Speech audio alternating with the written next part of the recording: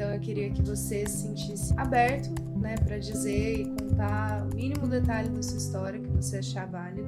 Agora eu queria entender melhor o que te trouxe até aqui, até o dia de hoje. Quando eu montei a ONG, né, eu comecei a pensar como que eu poderia ajudar o adolescente da periferia, porque esse é o que sofre mais da questão do desenvolvimento intelectual. Eu estava fazendo uma reforma, ajudando uma instituição que ficam mulheres internadas, e as mulheres brigavam por qualquer coisa.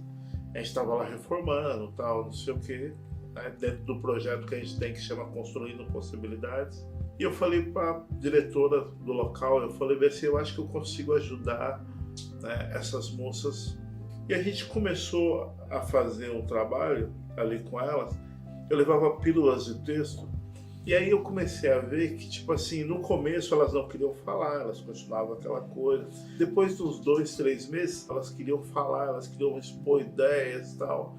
E eu falei assim, poxa, eu acho que eu achei alguma coisa aqui. Eu peguei e submeti o primeiro projeto ao PROAC, né, que foi o Câmera na Mão. E chegou um dado momento, eu falei, eu tenho que levar isso para um local central. E fui para a biblioteca. E aí eu criei o Cinema e Literatura.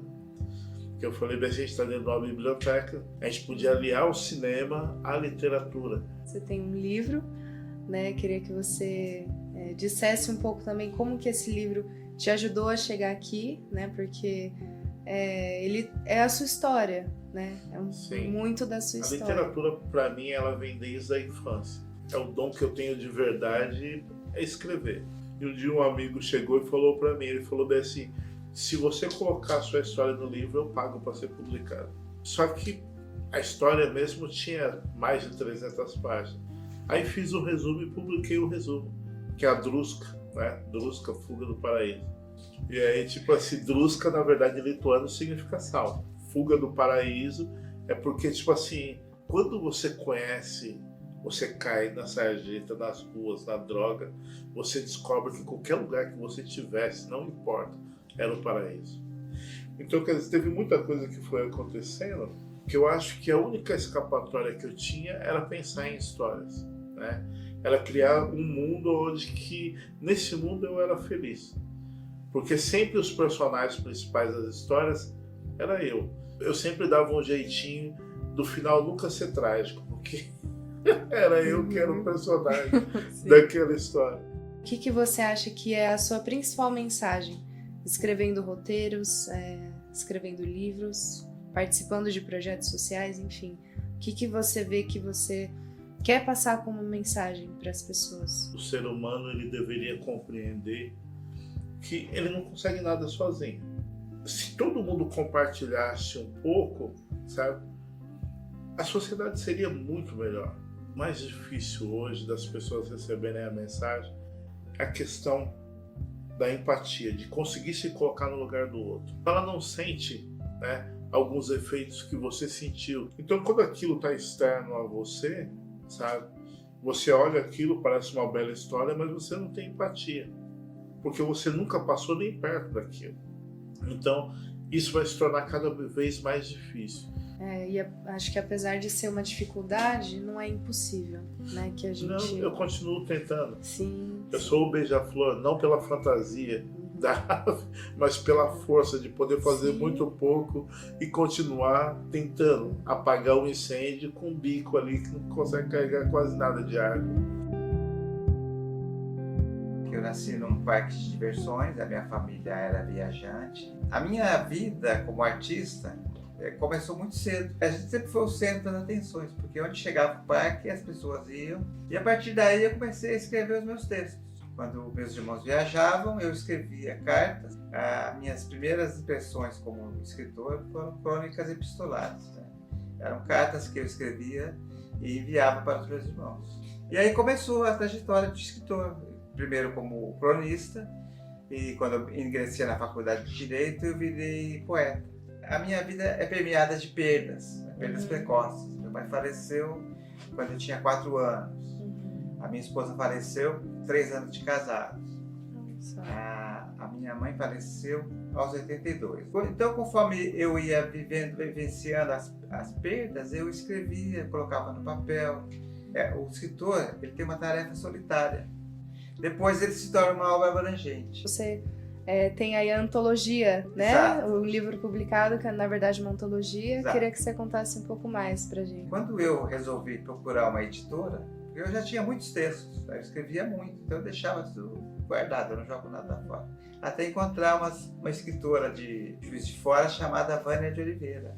Foi quando ela pediu para mim, falou, olha, Júlio, no começo é bom você publicar uma antologia, que sai mais barato. Foi aí que eu pensei, falei, bom, então tudo bem, vamos fazer uma antologia.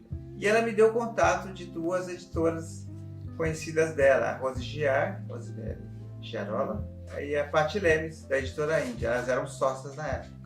Aí ela me deu contato e no dia seguinte eu liguei. E foi assim que surgiu a antologia Evoé, de 2017. Você comentou dos episódios que você teve na sua vida de perda, né?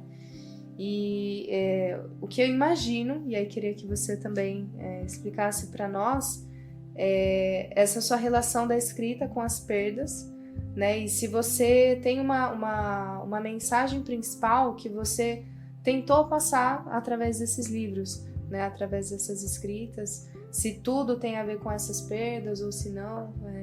Eu acredito que consciente ou inconscientemente tem sim.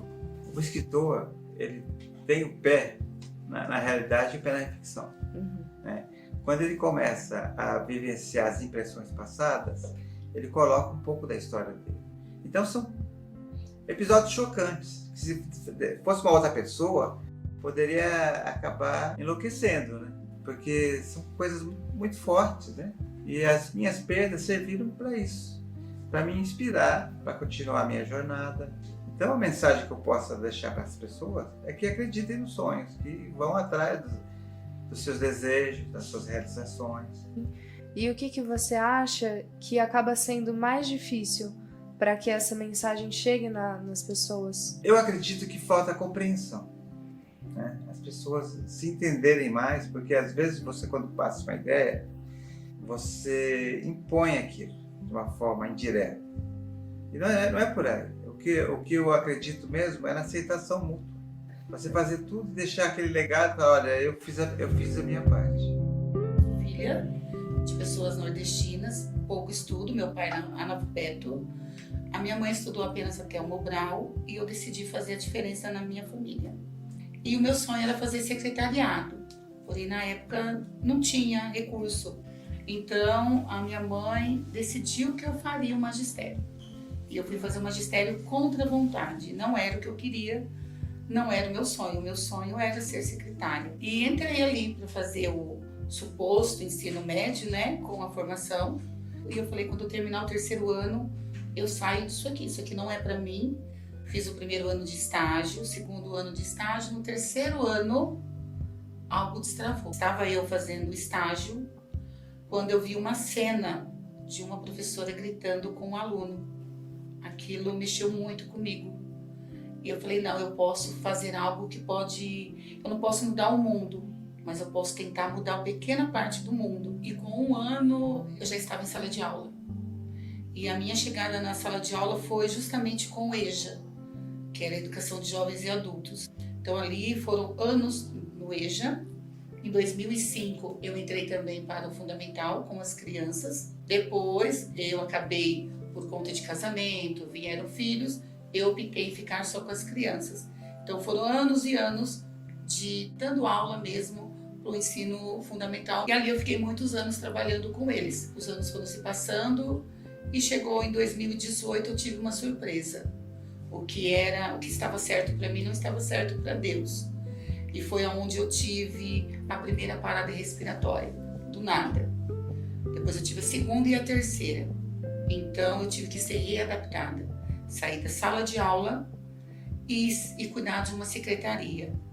Esse foi a parte pior da minha vida, porque eu dizia que a máquina não me responde.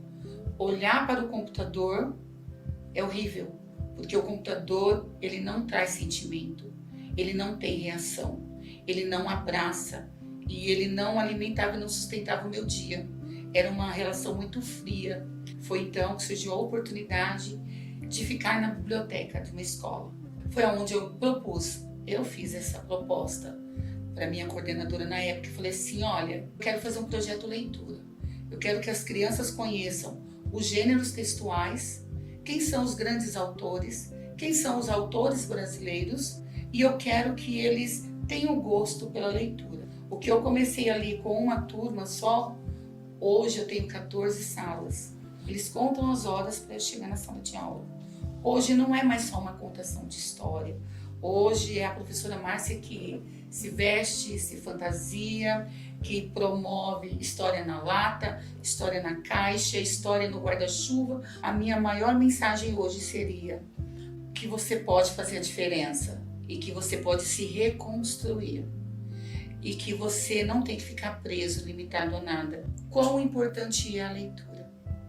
Quão é importante você ler?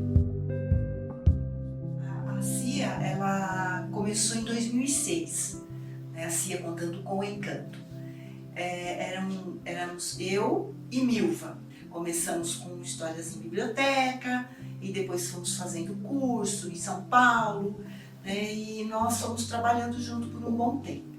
Até que o universo trouxe a Cleia aqui pra gente continuar esse trabalho que é tão essencial para a vida, para a criança, né? Eu conheci a Rose, então a CIA Contando com Encanto foi apresentada em 2022, né? Por conta de edital, nós formamos uma parceria para escrever os editais para o Cultura Mais Crianças da cidade. E graças a Deus, né, nós conseguimos ser contempladas todos os anos. Sim. E fomos abrangendo outros editais, né, outros concursos, enfim. Para mim, a contação de histórias é o jeito gostoso e divertido da gente se preparar para a vida. Não tem outro certo. Quando você conta uma história, ou quando você vai escolher uma história, né? Você primeiro tem que amar ela. Porque quando você entra na história, você pode ter certeza que aquilo que você vai transmitir para a criança ou para o adulto, seja para quem for, Vai ser a diversão. É a diversão, é o que você vai passar. E como a Cléia falou, né? O prazer é o se ver naquele personagem, que eles não vão viver felizes para sempre. Eu brinco muito com as crianças, eu falo, olha só, nem conto para vocês o que aconteceu comigo hoje. É uma história que você vai contar. E o que eles trazem para você são histórias, né? Quando você conta a história, eles vêm trazendo as histórias deles para dentro de você, as pérolas, né, Cléia? Que nós escutamos as pérolas. Então, assim, todos somos um contador de história. Desde o princípio lá que o homem começou a desenhar na caverna, já vem ali, são as histórias que eles viviam, né? E foi vindo com a oralidade, quem conta um conto aumenta um ponto, e foram vindo, né? As histórias ficam no fio do tempo que não para de rodar. Exatamente. Tá no nome da CIA, né? No nome. Contando com encanto.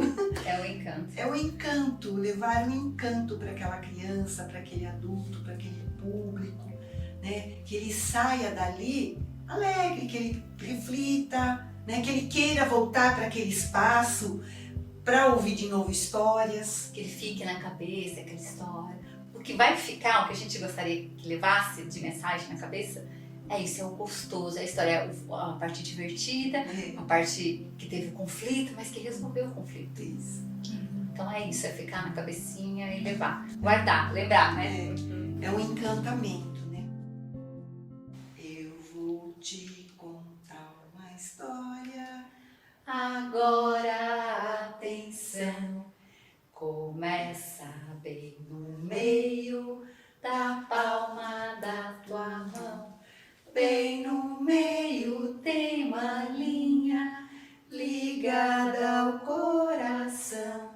Quem sabia dessa história antes mesmo da canção? Da tua mão, da tua mão.